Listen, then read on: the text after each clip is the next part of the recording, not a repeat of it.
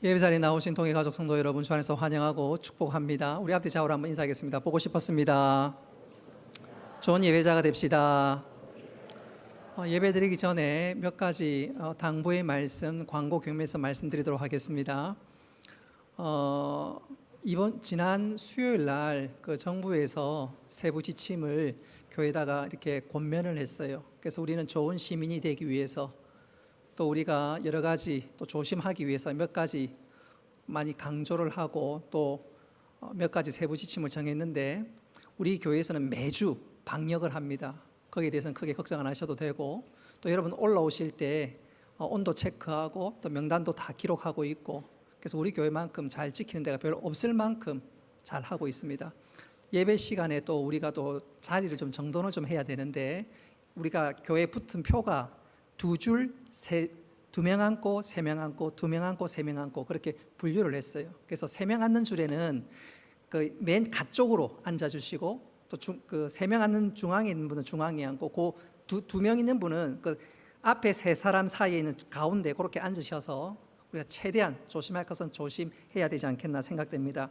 그리고 여러분, 주보에 별지를 내드렸는데, 우리 교회뿐만 아니라 전국에서 사실은 교회가 가장 방역에 있어서 모범적입니다. 아니할 말로 관공서는 매주 만나서 식사하고 하는데, 교회는 겨우 일주일에 한 번 함에도 불구하고 교회에 대해서 언론들이 엉뚱한 얘기들을 종종 또 많이 하고 있어요. 여러분, 오늘 이 글을 보면 교회만큼 방역 잘하는 곳이 없다, 자신감을 가지고, 또 동시에 예배에 절대로 위축되지 말고, 그럼에도 불구하고 우리는 또 나라의 좋은 시민으로서 역할을 해야 되겠다, 그런 내용이 담겨져 있습니다. 여러분, 절대로 우리가 예배에 위축되지 말고, 우리가 오히려 이럴수록 전심으로 하나님 예배할 때 하나님 주신 은혜를 경험할 뿐만 아니라 하나님께서 우리 가운데 역사하시고 인도하심을 누릴 수 있는 우리 모두가 될 수 있기를 바랍니다. 이 시간 우리가 마음과 전심을 다하여 하나님 앞에 예배하겠습니다. 할렐루야.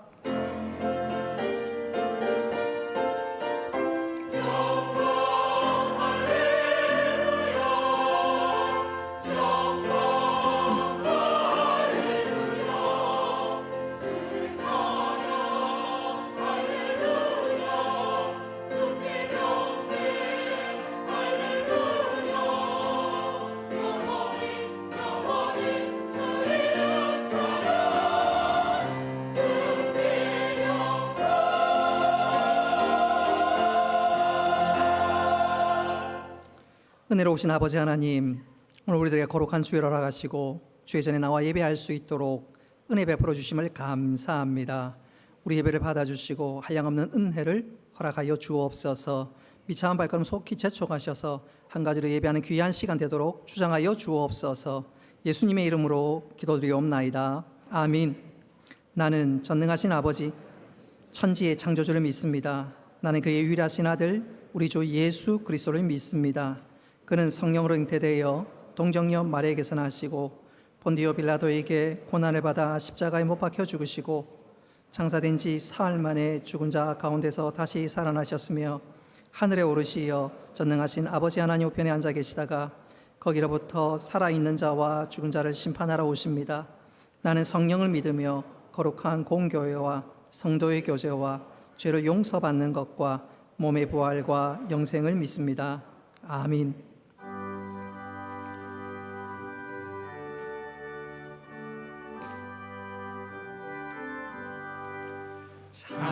찬송하는 소리 있어 사랑 기뻐하도다.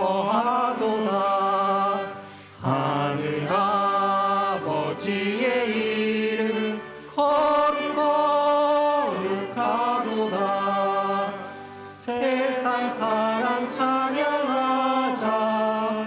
거룩하신 하나님께 할렐루야. 할렐루야, 할렐루야, 아멘. 하나님의 나라 권세 영원토록 있도다. 하나님의 영광 나라 거룩하도다. 하늘 보좌 계신 주님, 세상 주관하시도다.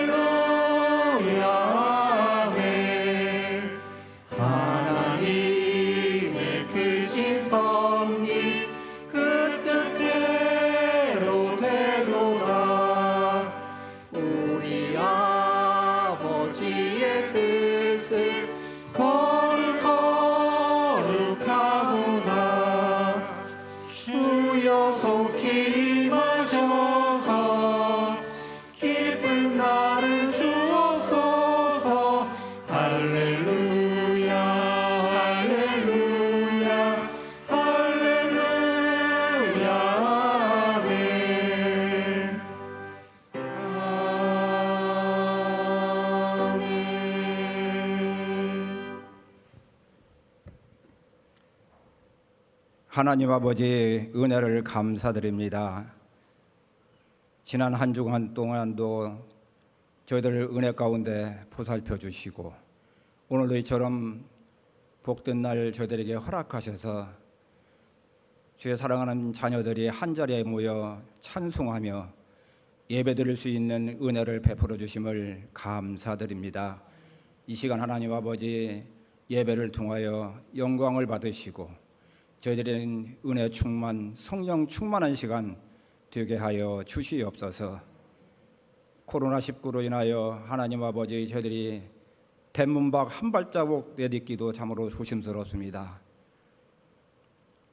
위축되는 경제로 인하여 또한 저희들의 마음도 위축이 되고 있는 이러한 시대입니다.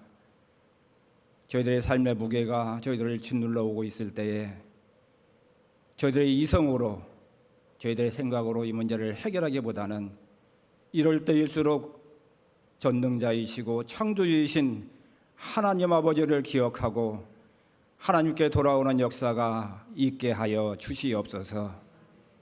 하나님 아버지, 살아온 어제가 오늘 같고 오늘이 또 어제 같지만은 다가오는 내일로 인하여 저희들이 두려워하고 염려하고 있습니다. 오늘 예배드리는 이 시간에 저희들 이런 모든 염려와 걱정이 사라지게 하시고 손뼉치며 기뻐 찬양하고 기도하고 말씀을 묵상할 때에 저들 마음에 또한 기쁨과 감사가 가득하게 하여 주시옵소서. 몸이 불편한 성도님들, 또 마음에 상처가 있는 성도님들, 염려와 근심이 가득한 성도님들, 예배 중에 모든 문제가 해결되게 하여 주시옵소서. 하나님 아버지, 또한 저희들이 주일학교를 준비하고 있습니다.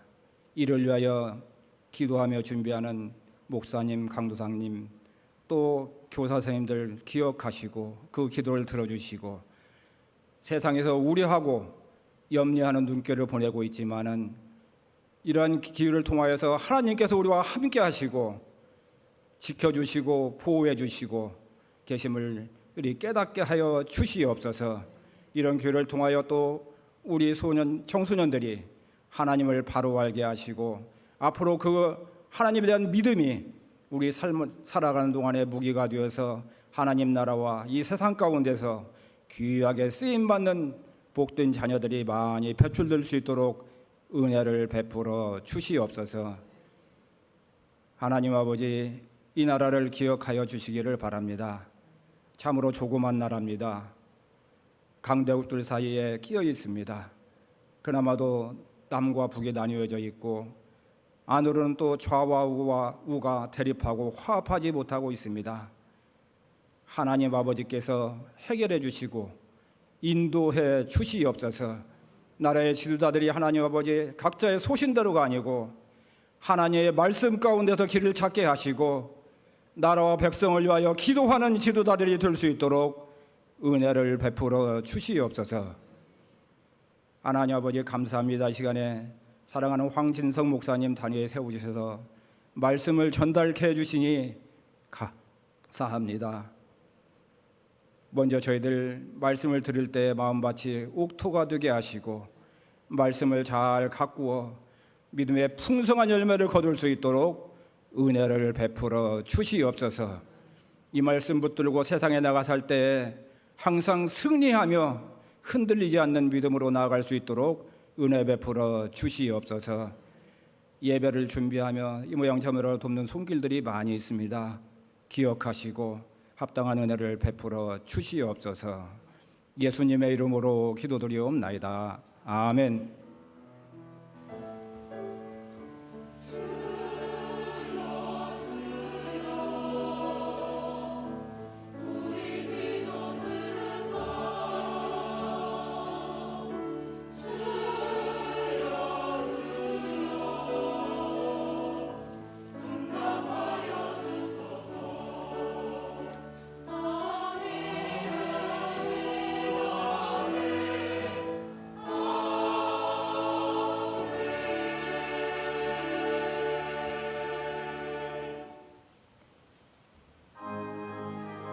우리 박수 치면서 찬송하겠습니다.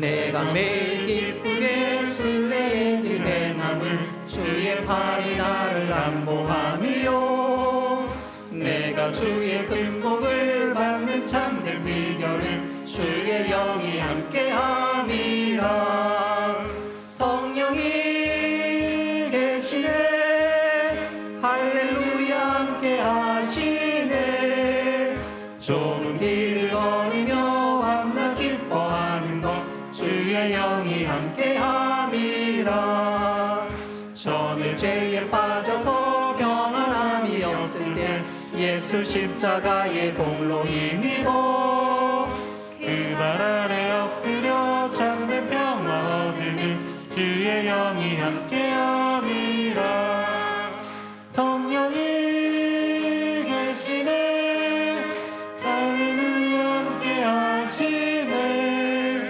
좁은 길을 걸으며 밤낮 기뻐하는 것 주의 영이 함께함이라 나와 동행하시고 모든 염려하시니 나는 숲의 새와 같이 기쁘다 내가 기쁜 마음으로 주의 뜻을 행함은 주의 영이 함께함이라 성령이 계시네 할렐루야 함께하시네 좁은 길을 걸으며 밤낮 기뻐하는 것 주의 영이 함께함이라 세상 모든 욕망과 나의 모든 정욕은 십자가에 이미 못을 박았네 어두운 밤이 지나고 무거운 짐 벗으니 주의 영이 함께함이라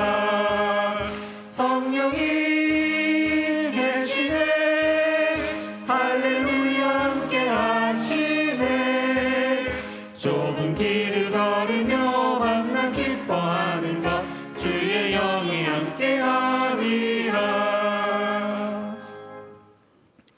감사 제목 올려드립니다. 할렐루야 새 생명 주심을 감사합니다. 간구함의 은혜를 베풀어 주신 하나님 감사합니다. 자녀의 앞길을 선하게 인도하여 주심을 감사합니다. 유성이 생일에 감사합니다. 건강한 청년으로 자라게 하심을 감사합니다. 선하게 인도해 주시는 하나님을 찬양합니다. 적은 것 드렸는데 더 크고 귀한 것으로 돌려주시는 아버지 은혜에 감사합니다. 베풀어 주신 은혜 감사합니다. 건강하게 출산할 수 있도록 지켜주신 은혜 감사합니다. 출산에 감사드리며 지난 10개월 동안 주인 되신 하나님 더욱 알게 하심을 감사합니다. 저희 부부에게 주신 하나님 은혜 감사드리며 언제나 말씀 속에 지혜 얻게 인도하여 주옵소서. 일상의 삶 속에서 기쁨을 주시는 하나님 감사합니다. 현승이 두 번째 생일에 감사합니다. 10번째 생일을 감사합니다. 생일을 감사합니다. 범사에 감사합니다. 일체의 은혜에 감사합니다. 하나님 크신 은혜에 감사합니다. 범사에 감사합니다. 무명으로도 하나님 앞에 감사의 예물을 올려드립니다. 하나님 아버지 이 시간 드린 모든 감사의 제목들 주께서 받으시고 더 풍성한 감사의 자리로 선하게 인도하여 주옵소서. 이 시간도 주일을 기억하여 주일 헌금을 드리며 또 삶의 청지기로 11조 예물을 드립니다. 약속을 따라 드린 헌물들 예물들 주께서 기쁘게 받아 주옵소서. 먼저 그 나라와 그 의를 구하기 위해 선교 헌금을 드리며 또 주님의 사랑을 실천하기 위해 구제 헌금, 다음 세대를 준비하는 또 장학 헌금, 또 각종 예물을 주 앞에 올려드리오니 하나님께서 이 모든 예물을 받으시고 하나님 나라에 귀하게 사용되게 하여 주옵소서. 하나님 우리가 많아 드리는 것 아니라 사랑함으로 즐겨 드리오니 하나님 기쁘게 받으시고 하나님께서 복의 복을 더하여 주옵소서. 하나님 홀로 영광 받으시며 예수님의 이름으로 기도드리옵나이다. 아멘. 하나님 말씀 보겠습니다. 로마서 3장 1절부터 8절까지 말씀입니다.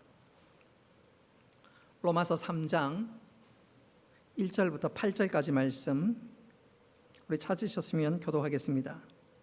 그런즉 유대인의 나음이 무엇이며 할례의 유익이 무엇이냐?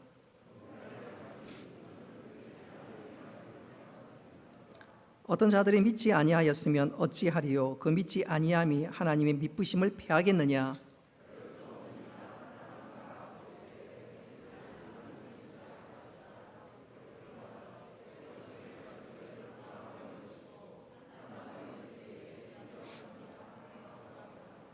그러나 우리 불의가 하나님의 의를 드러내게 하면 무슨 말 하리요? 내가 사람의 말 하는 대로 말하노니 진노를 내리시는 하나님이 불의하시냐?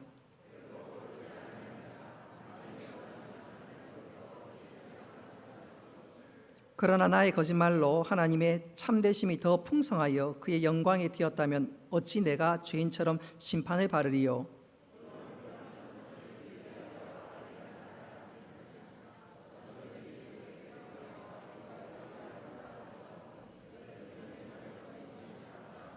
아멘.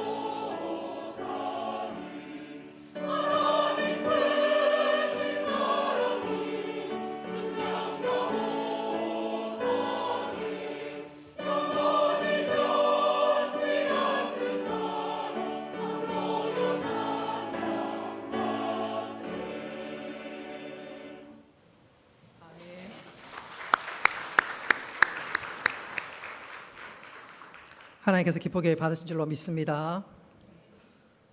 마스크 끼고 찬양하는 거 보니까 굉장히 은혜롭지요. 은혜롭지 않습니까? 저는 굉장히 은혜가 되고 도전이 됩니다. 제가 장례식을 집례할 때 우리 믿는 성도들은 비록 육신은 땅에 묻혀도 다 천국에 가지요. 죽음이 성도의 믿음을 결코 이길 수가 없지 않습니까? 마찬가지예요. 방금 우리 찬양대가 찬양을 했는데 마스크가, 바이러스가 그 무엇이 이 찬양을 막지 못하고 하나님께 온전히 드려진 줄로 믿습니다. 그래서 제가 찬양하는 모습을 옆에서 또 뒤에서 또 이렇게 스크린을 통해서 보는데 얼마나 은혜가 되는지 몰라요. 이야, 주님 사랑하는 이 마음, 찬양하는 이것, 세상에 그 무엇도 막을 수 없구나. 여러분 보시기에는 그냥 마스크 썼네 그런 것 같지만 저는요 찬양 들으면서 가슴이 뭉클했습니다. 뭉클했어요. 여러분 이 시간 세상에 그 무엇도 막을 수 없는 참된 예배, 하나님을 기쁘시게 하는 이 예배 우리가 올려드리고 하나님 주신 은혜를 누리는 우리 모두가 되기를 주님의 이름으로 축복합니다. 우리 앞뒤 좌우로 한번 인사하겠습니다. 주님이 우리를 사랑하십니다. 품에 안아주십니다. 말씀을 통해서 이 은혜를 누리시는 우리 모두가 되기를 주님의 이름으로 축복합니다. 병원에 가서 치료를 받기 위해서 이것저것 검사를 많이 하지요. 어떤 약을 투여하기 전에, 어떤 사람을 수술하기 전에 이것저것 검사하고 진단을 합니다. 그리고 그 진단의 결과에 따라 수술을 하거나 약물을 투여하고 그리고 마지막에 깨끗하게 나아서 퇴원을 하게 되지요. 로마서는 한마디로 복음에 관한 성경책이다, 그렇게 말씀하고 있습니다. 말씀드릴 수가 있겠습니다. 그래서 이 로마서는 제일 먼저 우리를 진단합니다. 세상의 모든 사람들이 죄인이다. 그래서 이 죄인이 구원받기 위해서, 이 죄인된 우리가 하나님의 자녀가 되기 위해서 예수 그리스도를 믿어야 한다, 그런 일련의 구조와 형식으로 기록된 것이 로마서입니다. 그래서 우리가 지난 시간 로마서 1장, 2장을 살폈고 오늘 또 로마서 3장을 우리가 읽게 되는데, 자, 이 모든 내용을 간단하게 요약하자면 사도 바울은 1장과 2장에 그리고 또 3장에 이르러서 한마디로 말씀드린다면 모든 인간은 하나님의 심판을 피할 수 없는 죄인이다, 그 진단을 내리고 있습니다. 그 진단이 내려야 예수님을 우리가 간절히 사모하게 되는 것 아니겠습니까? 그래서 모든 인간은 하나님의 심판을 피할 수 없는 죄인이다, 바로 그것을 말씀하고 있습니다. 그러면서 이 땅의 모든 인간들은 세 분류로 나눌 수가 있는데, 첫째는 악인이라는 것입니다. 온갖 악을 저지르는 악인들, 이들이 하나님의 심판을 받는다는 것은 그 누구도 토를 달 수 없겠지요. 두 번째로 사도 바울은 로마서 2장 1절로부터 5절 말씀을 통해서 심지어 나는 선하다, 나는 착하다, 그렇게 이야기하는 도덕주의자들, 너희들 역시 하나님의 심판을 피할 수 없는 죄인이다, 그것을 말씀하고 있습니다. 나는 선하다, 착하다, 그것은 상대적으로 선할 뿐, 다른 사람과 비교해서 선할 뿐, 하나님 보시기엔 똑같은 죄인이라는 것입니다. 그래서 너희들 역시 하나님의 심판을 피할 수 없다, 그렇게 말씀하고 있습니다. 세 번째로 하나님의 심판을 피할 수 없는 자들은 누구냐 하면, 나는 하나님의 율법을 가졌다고 자만하고 있는 유대인들입니다. 이 유대인들은 우리는 하나님의 율법을 받았고 특별한 존재이니까 우리는 죄인 아니야, 우리는 끄떡없어, 그런 유대인들을 향해서 사도 바울은 로마서 2장 23절로 24절에서 유대인들의 실상을 폭로합니다. 자, 우리 스크린에 나와 있는 글 같이 한번 읽어보겠습니다. 23절로 24절입니다. 시작. 율법을 자랑하는 내가 율법을 반함으로 하나님을 욕되게 하느냐? 기록된 바와 같이 하나님의 이름이 너희로 인하여 이방인 중에서 모독을 받는도다. 아멘. 너희들이 나는 하나님의 사람이다, 율법을 가졌다 자랑하지만 실상은 너희들도 똑같단 말입니다. 유대인, 너희도 똑같이 하나님의 심판을 피할 수 없는 죄인이라고 말씀하고 있습니다.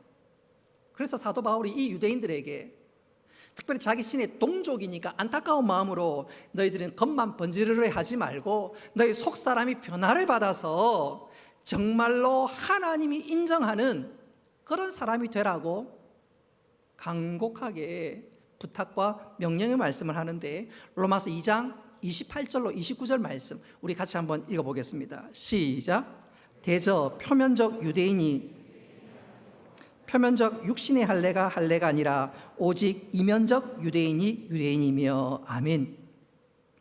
너희들은 겉만 보기에 유대인이지 하나님의 백성이지 실상은 아니다. 너희들이 이면적으로 참 마음으로 하나님의 사람, 하나님의 백성이 되어야 한다, 바로 그것을 말씀하고 있는 것이지요. 이어 드디어 사도 바울은 로마서 3장에 이르러서 하나님께서는 표면적 유대인, 겉만 번지르르한 유대인이 아니라 속사람이 변화된 진짜 참 하나님 백성, 거듭난 그리스도인, 그들을 통해서 당신의 구원의 역사를 펼쳐 나가신다는 것입니다.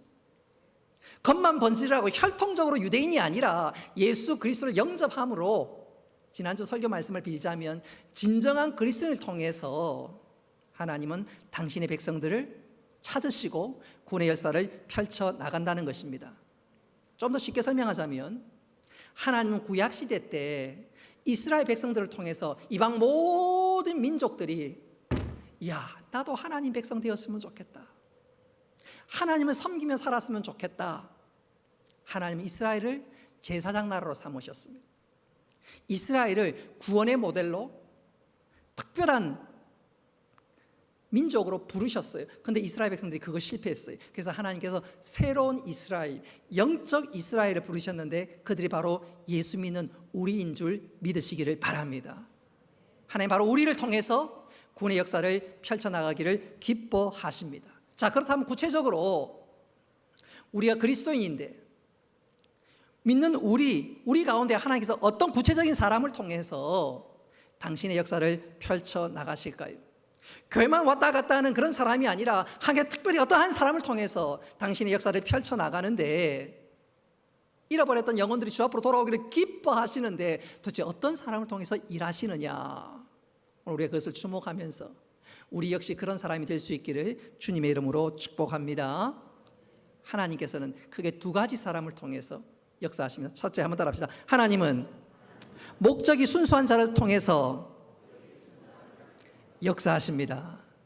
하나님 목적이 순수한 자를 통해서 역사하십니다. 우리 5절 말씀 같이 한번 읽어보겠습니다. 시작. 그러나 우리 불의가 하나님의 의를 드러나게 하면 무슨 말 하리요?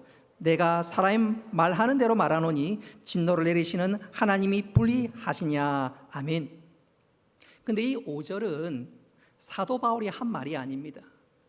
오늘 여러분 성경에 보면 괄호가 있을 건데 그 괄호 안에 이런 말이 있지요. 내가 사람의 말하는 대로. 다른 사람들이 이렇게 얘기한다는 것입니다. 그 말을 내가 빌려서 이야기한다는 것입니다. 근데 그 사람들이, 그 바깥의 사람들이 사도 바울에 이렇게 항변하는 거예요.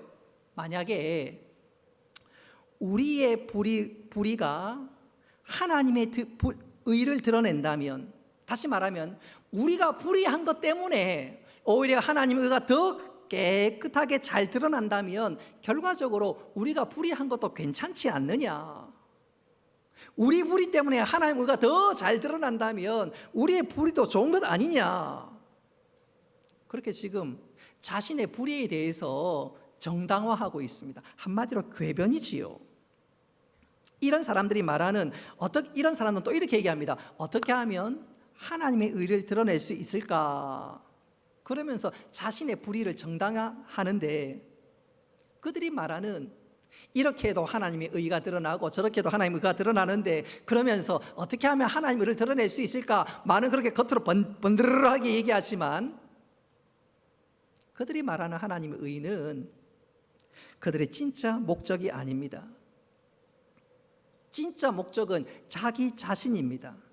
어떻게 하면 내가 선하냐, 정당하냐, 어떻게 하면 내 자신을 드러낼 수 있느냐, 거기에 관심이 있지, 하나님의 의를 드러내는 것은 수단에 불과하고 말을 꾸며주는 것에 불과합니다. 조금 이 말이 좀 어려울 수 있는데 조금 여러분 쉽게 설명하자면 여러분에게 한번 질문을 드려보도록 하겠습니다. 여러분, 하나님이 여러분의 삶의 목적입니까? 아니면 수단입니까? 더 어려운가요? 하나님이 내 삶의 전부가 되는 목적입니까? 나의 무엇인가를 이루기 위해서 하나님의 이름을 빌리는 하나님이 수단입니까? 하나님이 수단입니까? 목적입니까? 목적이라고 대답해야지요. 이렇게 질문을 하면 대부분 다 하나님은 내 인생의 전부가 되시고 내 삶의 방향이 되시는 하나님, 내 인생의 목적입니다, 그렇게 이야기할 거예요. 그런데 실상은 하나님이 수단이 되는 사람들이 종종 있습니다. 목적은 다른 데 있어요. 내 성공, 내 명예, 내 인기, 그리고 내가 부자가 되기 위해서 하나님을 수단으로 사용하는 사람들이 적지 않이 있습니다. 이런 분명한 것은 우리가 성공하고 명예를 얻고 부자가 되는 것 결코 나쁜 것이 아닙니다. 우리가 높은 자리에 오르고 좀 뛰어난 자리에 올라서 믿음의 선한 영향력을 발휘할 수 있으면 그것만큼 귀한 일이 없어요. 예컨대 여러분이 사장님이 딱 되어서 다른 회사들보다 직원들에게 월급도 많이 주고 복지도 많이 잘하고, 그래서 직원들이 야, 우리 사장님 정말로 대단하신 분이다, 그럴 때 예수 믿어라 그러면 그 말이 얼마나 영향력이 있겠습니까? 그래서 사장님이 있는 예수 나도 믿어야지, 그러지 않겠습니까? 그래서 부자가 되고 성공하고 명예를 얻는 것, 그건 결코 나쁜 것이 아닙니다. 그것이 하나님 영광 위해서 그렇게 된다면 얼마나 귀하고 보람 있는 일이 되겠습니까?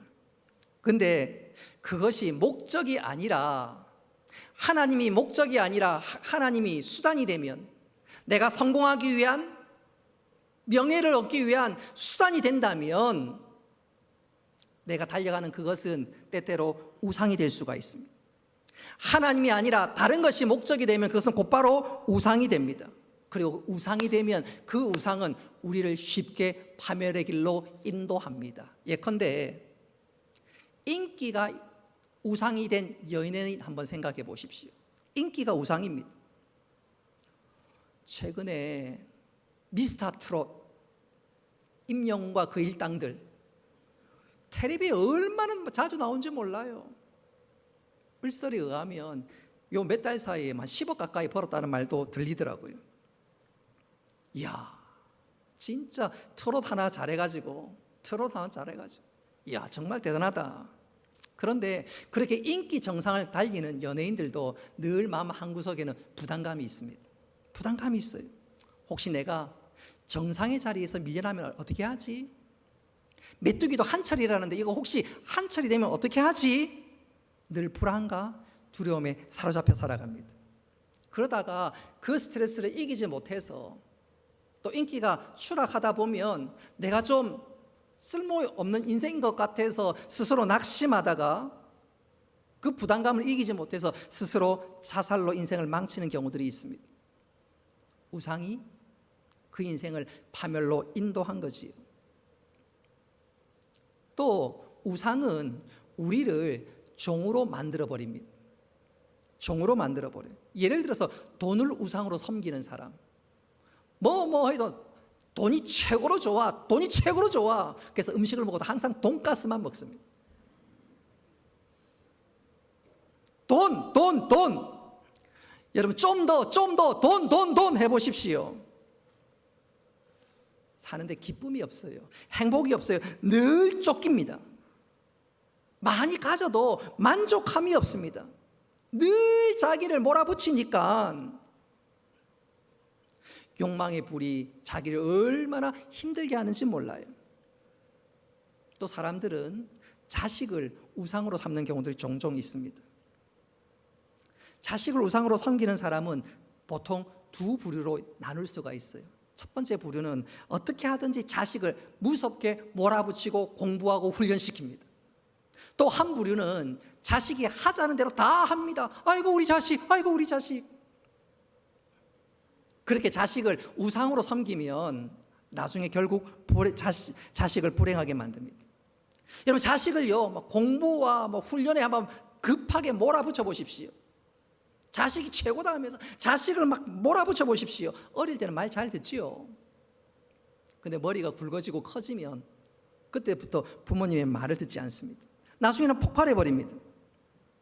그러면 부모의 기대와는 정다른 방향으로 달려갑니다. 또 자식이 하자는 대로 다 해주는 부모, 자식을 우상처럼 다 해주는 부모, 그런 자식은 나중에 커서도 응석바지가 됩니다. 시집장가 분명히 갔는데 툭 하면 전화해서 엄마 돈, 아빠 이번에 아파트 하는데, 떠나보냈는데 떠나지를 않아요.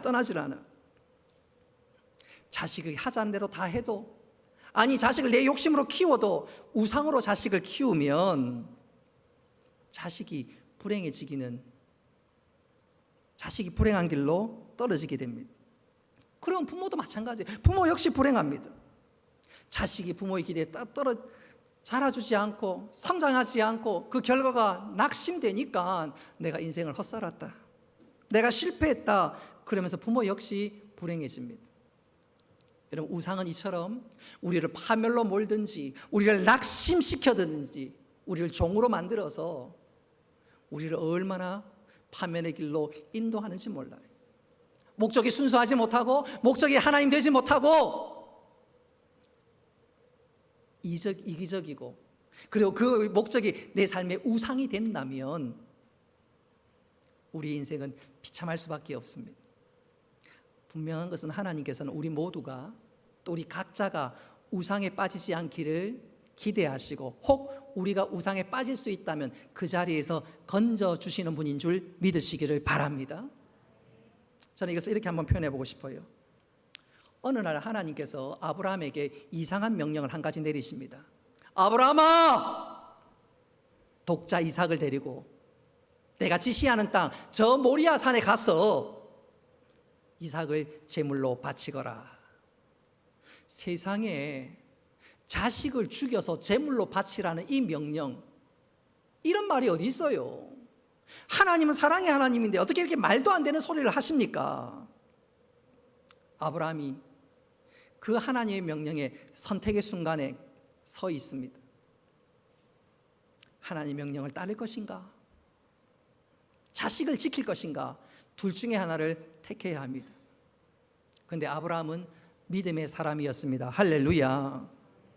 100세에 얻은 아들은 자신의 생명보다 귀한 아들이지만 그 아들이 하나님보다 앞설 수 없었습니다. 그래서 독자 이삭을 데리고 모리아 산으로 올라갔습니다. 그리고 하나님의 명령을 따라 아들을 제단에 눕혔고 높이 칼을 들었습니다. 바로 그 순간이었습니다. 하늘에서 하나님의 음성이 들려왔습니다. 우리 창세기 22장 12절 말씀 같이 한번 읽어보겠습니다. 시작.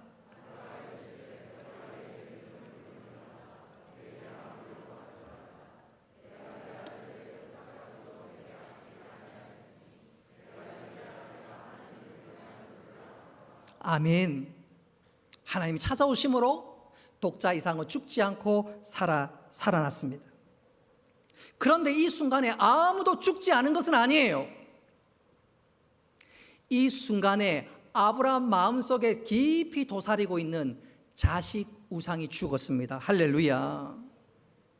여러분, 아브라함에게 자식 우상이 도사리고 있으면, 내재하고 있으면 자식을 제대로 사랑할 수가 없습니다. 사랑할 수가 없어요. 자식을 응석바지로 키울 수밖에 없지요. 100세에 얻은 아들인데, 얼마나 귀한 아들인데. 그런데 아브라함에게 자식 우상이 죽으니까 비로소 아브라함이 바르게 자식을 사랑할 수 있었고 자식을 온전히 하나님께 맡길 수가 있었습니다. 내 욕심대로 자식을 키우는 것이 아니라 자식을 향한 하나님의 뜻이 있음을 믿고 하나님께 모든 것을 맡겼더니 여러분, 이삭의 인생이 복된 인생 된 줄 믿으시기를 바랍니다. 하나님 앞으로 아브라함과 이삭과 야곱 계속해서 그들을 통해서 하나님 역사하시는데, 그런 하나님 놀라운 계획을 가지고 계시는데, 그 첫 번째 1호, 아브라함 마음에 우상이 있으면 하나님께서 어떻게 해서 아브라함과 그 후손들을 통해서 역사하시겠습니까? 그래서 하나님께서는 아브라함 마음속에 있는 혹 생길 수 있는 자식 우상을 제거하기 위해서 하나님께서 아브라함을 모리아산으로 불렀고, 그리고 아브라함이 온전히 하나님 앞에 모든 것을 맡길 때, 그리고 목적이 순수할 때 하나님께서 그에게 말로 다 할 수 없는 은혜를 그에게 허락하셨고 그 후손과 그 자손에게 더하신 줄 믿으시기를 바랍니다. 이처럼 목적이 순수할 때 하나님 당신의 역사를 펼쳐 나가십니다. 그런 측면에서 이 시간 우리 자신을 한번 좀 돌아보며 점검할 수 있기를 바랍니다. 혹 우리 가운데 이유를 알 수 없는 고난이 계속해서 연속이 됩니까? 아무리 기도해도 응답도 없고 답답하고 시련이 계속되십니까? 그렇다면 이 시간 내 자신을 좀 돌아볼 수 있었으면 좋겠습니다. 혹시 나도 모르는 사이에 내 삶 속에 우상이 스며들어 있지는 않는지 한번 나 자신을 점검해 보시기 바랍니다. 혹시 하나님께서 지금 이 순간 내 마음속에 있는 우상을 꺾기 위해서 역사하고 계신 것이 아닌지 한번 좀 돌아볼 수 있기를 바랍니다. 하나님이 지금 나를 영적 모리아산으로 지금 데리고 있고 있는 것은 아닌지 한번 돌아볼 수 있기를 바랍니다. 그리고 그 영적 모리아산에서 여러분 내 안에, 내 심령 안에 깊이 도사리고 있는 우상이 꺾어지기만 한다면 여러분 내 삶에 찾아와 있는 모든 고난은 저절로 사라지는 줄 믿으시기를 바랍니다. 고난이 변하여 축복이 되는 것이지요. 하나님은 순수한 자, 목적이 순수한 자를 통해서 역사하시는데 혹시 이 시간 내 마음에 혹은 내 삶 속에 주님보다 더 사랑하는 우상은 없는지 돌아보면서 하나님 저를 새롭게 하시고 깨끗게 하여 주옵소서. 그리고 우리가 그렇게 깨끗한 그릇이 될 때 하나님께서 우리를 통해서 놀라운 은혜 역사를 허락해 주시고 부어주시고 우리를 통해서 역사해 주실 줄 믿으시기를 바랍니다.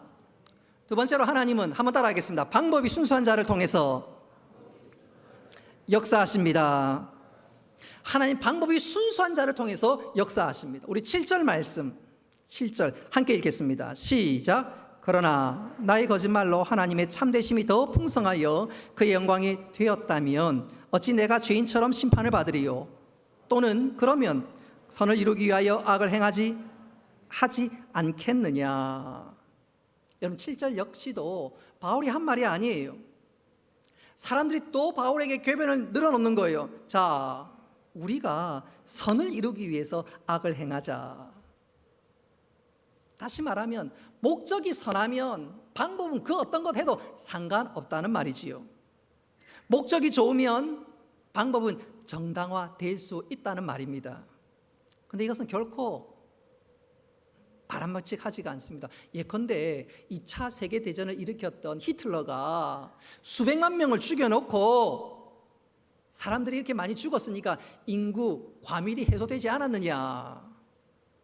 식량난의 공포에서 내가 많은 사람들을 해소시키지 않았느냐? 내가 좋은 일을 한 것 아니냐? 인류의 기생충이라고 생각되는 저 유대인들 내가 다 죽였으니까 내가 괜찮은 사람 아니냐? 그렇게 말한다면 그게 맞는 말이에요? 턱도 없는 말이지요. 여러분 선을 이루기 위해서는 어떤 방법도 좋다, 그건 틀린 말이에요. 우리 하나님은 방법마저도 옳고 바를 수 있어야 한다, 그게 하나님의 뜻입니다. 우리 데살로니가 전서 5장 22절 말씀 같이 한번 읽겠습니다. 시작. 악은 어떤 모양으로도 버리라. 아멘. 이 말씀을 간단하게 말씀드린다면 방법도 선하고 의롭고 바른 것이 되어야 한다 그 말이지요. 목적처럼 목적도 선하고 방법도 선해야 된다 그 말입니다. 그리고 우리가 방법도 선하기를 구하고 하나님의 신실하심을 믿고 따라가면 하나님께서 반드시 우리 가운데 놀랍게, 아니 더 크게 은혜와 놀라운 선한 역사를 베푸시는 줄 믿으시기를 바랍니다. 서울에 있는 한 목사님께서 자기 교인의 삶을 이렇게 간증한 적이 있어요. 이 집사님은 친구 사업에 보증을 섰는데 그 친구가 그만 사업이 망하고 말았습니다. 그러니까 채권자가 이 집사님에게 몰려와서 당신이 보증을 섰으니까 우리의 빚 다 갚아라, 윽박 지르고 온갖 말을 쏟아내는데 집사님이 그 얘기를 다 듣고 나서 하시는 말씀이, 예, 제가 책임을 지겠습니다. 그런데 지금 당장 돈은 없으니까 제 집을 팔아서 갚겠습니다. 그 집사님이 너무 그렇게 순수하고 똑부러지게 얘기하니까 채권자들이 깜짝 놀랐습니다. 그 말 진짜예요? 믿을 수 있어요? 책임져요? 그러니까 이 집사님이 하시는 말씀이, 예, 저는 예수 믿는 사람입니다. 그래서 제가 반드시 지금 했던 말 책임지겠습니다. 그래서 채권자들이 다 물러갔습니다. 그 집사님들이 가족의 만류에도 불구하고 진짜로 자기 양옥 2층 집을 팔았습니다. 당시 그 집사님이 강북 세금정이라는 곳에 살았는데 제가 언젠가 이 예화를 소개한 적이 있지요. 집을 팔았습니다. 그리고 빚을 다 갚았습니다. 그리고 겨우 남아있는 돈으로 강북에서 강남 허벌판으로 이사했고, 그리고 그 허벌판에다가 집을 지었습니다. 거의 쫓겨나다시피 해서 강북에서 강남으로 이사했는데, 그 이사했던 곳이 어디냐면 오늘날 강남 영동에 있는 리버사이드 호텔 바로 옆입니다. 한번 비교 한번 해보십시오. 1980년대만 해도 서울 세금정은 좋은 주택가였습니다. 당시 영동은 거들떠 보지도 않았습니다. 거들떠 보지도 않았습니다. 그러나 지금은 정반대지요. 정반대지요. 강남이 얼마나 잘 나가는지. 그 집사님이 목사님에게 웃으면서 이렇게 얘기했답니다. 목사님, 지금 제 집을 팔면 제가 옛날에 살았던 그 세금정 집, 주택 세 채를 사고도 남습니다. 그 집사님은 진짜 하나님 말씀대로 너희는 세상의 빛이다, 소금이다. 예수 믿는 사람은 정직하게 살아야 된다. 그 말씀에 정말로 목숨 걸고 순종했더니 하나님께서 3배나 갚아주신 줄 믿으시기를 바랍니다. 사실 그 집사님 입장에서 친구의 빚을 갚는 것이 쉬웠겠습니까? 더군다나 자기 집을 팔아치워야 되는데 그게 쉬운 일이겠습니까? 정말로 말씀에 순종하는 것은 진짜 허공에 자신을 던지는 것 같았습니다. 그러나 그럼에도 불구하고 신신하신 하나님, 나와 함께 하시는 하나님, 말씀하시는 그 하나님 믿고 순종했더니 하나님께서 모든 것 책임져 주신 줄 믿으시기를 바랍니다. 사랑하는 성도 여러분, 우리의 하나님은 생사화복의 주인 되신 하나님을 믿으시기를 바랍니다. 그래서 우리가 하나님 안에 있을 때 하나님께서는 당신 안에 얼마든지 방법이 있습니다. 길이 있습니다. 우리가 하나님의 선하심을 믿고 맡기면 목적도 선해야 되고 방법도 선해야 되겠지요. 그렇게 우리가 선할 때 하나님께서 가장 좋은 길로 인도하시고 역사하신 줄 믿으시기를 바랍니다. 자, 그렇다면 우리 하나님께서 이렇게 선하심을 우리가 믿을진데, 그럼 구체적으로 우리는 어떻게 살아가야 할 것인가? 이 시간 간단하게 두 가지로 말씀드리고자 합니다. 첫째로, 내 느낌보다 약속의 말씀을 붙들어야 합니다. 여러분, 느낌보다, 한번 따라합시다. 느낌보다 말씀을 붙잡아야 한다. 우리가 살다 보면 내가 버림을 받은 것 같고 나 혼자 외톨이 같은 느낌을 받을 때가 있습니다. 하는 일마다 안 되고 실패하고 기도해도 응답이 안 되면 진짜 내가 무인도에 혼자 있는 것 같은, 정말 버린 것 같은, 버림받은 것 같은, 광야에 내팽개친 것 같은 느낌을 받을 때가 있습니다. 여러분, 그때 여러분 그 느낌에 속지 마시기 바랍니다. 느낌은 때때로 엉터리로 우리를 찾아올 때가 많아요. 예컨대 제가 이렇게 표현해 보고 싶어요. 저하고 굉장히 친한 목사님이 언젠가 시골에 자기 집으로 초대했습니다. 그곳이 어디냐면 경상남도 창녕군 우천면, 고안면 우천리 25번지였어요. 가니까 창녕에, 창녕분 계신지 모르겠는데 창녕 터미널에 내리니까 오토바이로 저를 배웅 나왔어요. 저보고 막 손짓하더라고요. 쫓아가서 갔더니 오토바이들이 타라 그러더라고요. 탔지요? 타고 나니까 자기 집까지, 마당까지 오토바이를 딱 태워서 가는데 제가 그때 처음으로 오토바이 뒤에 앉아봤거든요. 저를 놀린다고, 장난친다고 오토바이를 막 이렇게 하고요. 꽉 껴안았지요. 나중에 속도를 올리는데요, 제 느낌에 이 오토바이가 한 200km 정도 달리는 것 같아요. 150km, 200km 너무너무 겁이 났어요. 청량열차와 비교될 수 없을 만큼. 나중에는요, 도로를 지나서 논뚝 시골길, 거기를 달리는데 진짜 오금이 저렸습니다. 얼마나 무섭든지, 얼마나 빠르게 달리는지 막 머리카락이 휘날리고, 그래서 제가 겁이 나서 도대체 얼마나 달리는가 싶어서 이렇게 계기판을 봤거든요. 에게게 50km밖에 안 돼. 50km밖에 안 돼. 근데 제가 느끼는 그 속도감은요 150km, 200km였어요. 여러분, KTX나 SRT 기차 타보시면 여러분 기차가 때로 300km 달릴 때가 있지요. 250km 이상 달릴 때가 있지요. 그때 가만히 앉아있으면 여러분 250km, 300km 실감 납니까? 별로 실감이 안 나요. 이게 100kg 정도인 것 같은 그 정도밖에 느낌이 안 돼요. 근데 계기판에 보면 250kg, 267kg 뭐 그렇게 올라가더라고요. 여러분, 우리가 느낌에 속으면 안 돼요.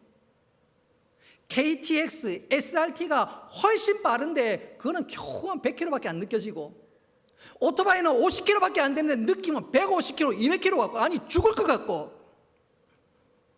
느낌은 엉터리일 때가 많습니다. 많습니다. 내가 버림받은 느낌, 하나님 나를 진짜 사랑하느냐, 엉터리 같은 느낌이 나를 사로잡을 때가 있습니다. 그때야말로 한번 따라합시다. 하나님의 말씀을 붙들어야 합니다. 하나님의 말씀 붙들어야 합니다. 하나님께서 우리에게 이렇게 약속합니다. 로마서 8장 28절 말씀, 우리 다 같이 한번 읽어보겠습니다. 시작. 우리가 알거니와 하나님을 사랑하는 자, 곧 그의 뜻대로 부르심을 입은 자들에게는 모든 것이 합력하여 선을 이루느니라. 아멘. 여러분, 엉터리 느낌에 속지 말고 약속의 말씀 붙잡을 수 있기를 바랍니다. 하나님께서 가장 좋은 길로 역사해 주실 것을 믿으시기를 바랍니다. 두 번째로, 우리가 하나님의 선하심을 믿을진데 명심해야 할 것은, 한번 따라합시다. 하나님은 빈들에서도 역사하십니다. 빈들에서도 역사하셔요. 출애굽기 2장에 보면 이집트 왕자 모세가 사람을 죽이고 미디안 강야로 도망갔습니다. 한마디로 그는 미디안 강야에 던져졌고 버려졌고 모든 사람들에게 잊혀졌습니다. 그때 모세가 얼마나 낙심이 되었겠습니까? 어제만 해도 이집트 왕자였는데, 애국 왕자였는데, 지금은 초라한 도망자가 되고 살인자가 되었으니 얼마나 낙심이 되었겠습니까? 그런데 하나님이 사실은 그곳에서 일하고 계셨습니다. 할렐루야. 모세가 지난 40년 동안 애굽의 왕자로 살았으니까 자기도 모르게 혈기가 있었고요, 그래서 살인자가 되지 않았습니까?